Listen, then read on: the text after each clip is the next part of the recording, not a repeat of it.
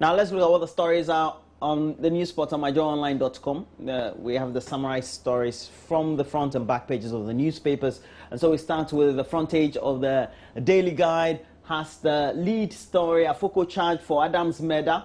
And the Criminal Investigations Department of the Ghana Police Service has officially charged Gregory Afoko, brother of Paul Afoko, suspended national chairman of the New Patriotic Party. Daily Guide had to rub it in, right?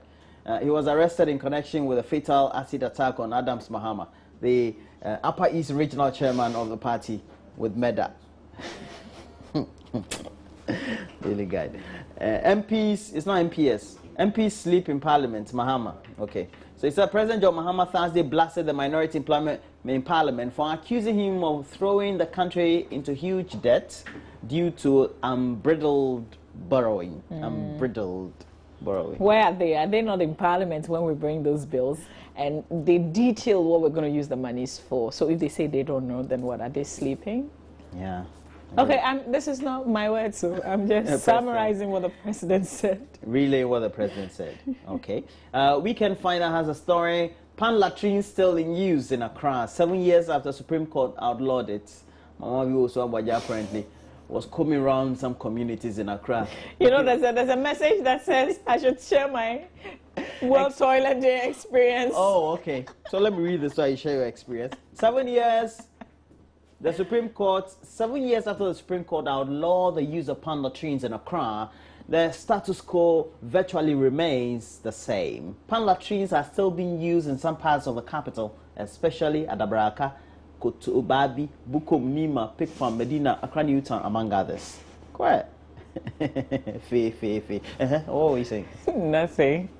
All right. So we have 4,000 kids dying of diarrhea in just a year.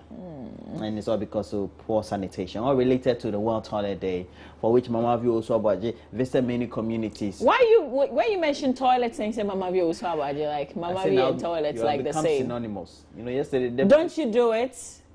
Business and financial. Oh wait, hang on. Suspended. But have we're you talking business experienced now. when it's not coming? No business mixed with it.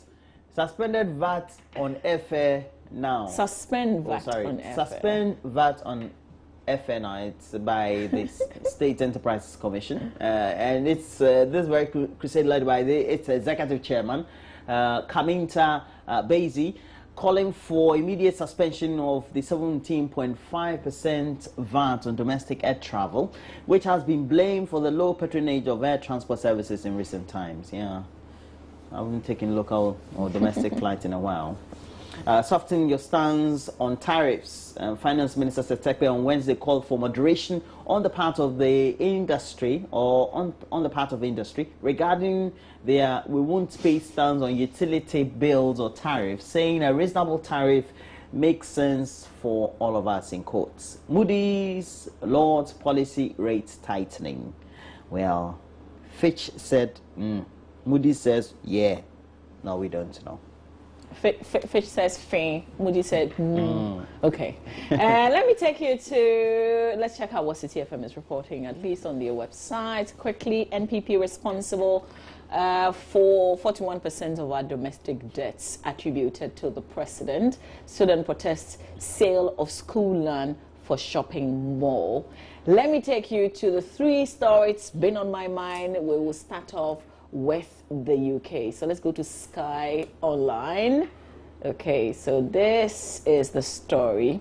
And what it is that junior doctors in the UK are going to go on strike.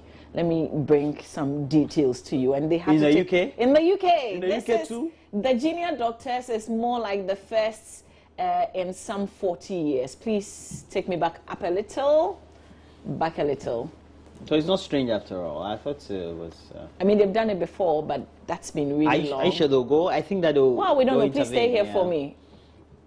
Fred, stay there. Fred. Okay. So more than 3/4 of junior doctors, that's about some 37,000, took part in the ballots, and 98% of them voted for full strike action, which is representing 99.4%. They said they were in favor of industrial action just short of a full strike. It is the first time they have voted for strike in 40 years, and they've been locked in a bitter dispute with the health secretary over the introduction of a new contract they claim will see their pay cuts by 30% and do little to improve their working hours. So, but you know, as a union, you know what happens? They'll be paid within the period of the strike. They'll pay some allowances by the union. Well, if this goes ahead, this is sometime next month, actually, and they have a special timetable. I think they'll intervene. UK but you know, theirs is not like ours, which is like continuous. So when they take the action today, they'll come back in 3 days and do another one. So theirs is more, you know, westernized, polished, that kind of thing. But whichever way, it's still a strike. Okay. Let me take you to Kenya. Very interesting things happening in Kenya, but one that you would not like. What's like the longest time you've stayed in traffic? 3 hours. 3 hours. Check this out. People have been in traffic 3 hours. for 3 days. Kenya stuck in some 50 kilometers traffic jam on Nairobi to Mombasa Road. Check out some of the pictures and let's just share a bit of the story. Kenyan police have been deployed to ease a traffic jam, reportedly stretching for about 50 kilometers, 30 miles on the highway between Mombasa and Nairobi. The road is crucial for East Africa's economy as it links the port of Mombasa to landlocked countries such as Uganda, South Sudan, and Rwanda. It's the worst affected areas, about 80 kilometers from Mombasa, they say. And BBC correspondents say the jam has been caused by repairs to the road following heavy rains. Now, check out the pictures that we're going to be showing you. This is not a day's traffic, this is 3 days in traffic. You know, people could take the aircraft, you can go with the airline, but they say most people could not afford to do that. They could only do by road, so they're still in traffic. So almost like between, let's say, Kumasi to Accra, and there's something like this on that road. You can imagine. And it takes you almost 4 hours to get to Kumasi on a normal speed of a car. Yeah. Okay, finally, let's do Adele. I'm excited about Adele. Like, Adele has got a certain fever in Africa. You wouldn't believe it, but British singer Adele's much anticipated album 25 will not be available for streaming, but it's going to be released today. Let's go down and let me bring you, please stay here. 25 had been expected to sell more than 1 million units in North America in its first week, according to estimate by Billboard magazine. She's releasing, this is the first by the singer since 21 in 2011, which sold, guess what, more than 30 million copies worldwide. And she's not doing it, she's not streaming it, she's going to be releasing. This is like album release.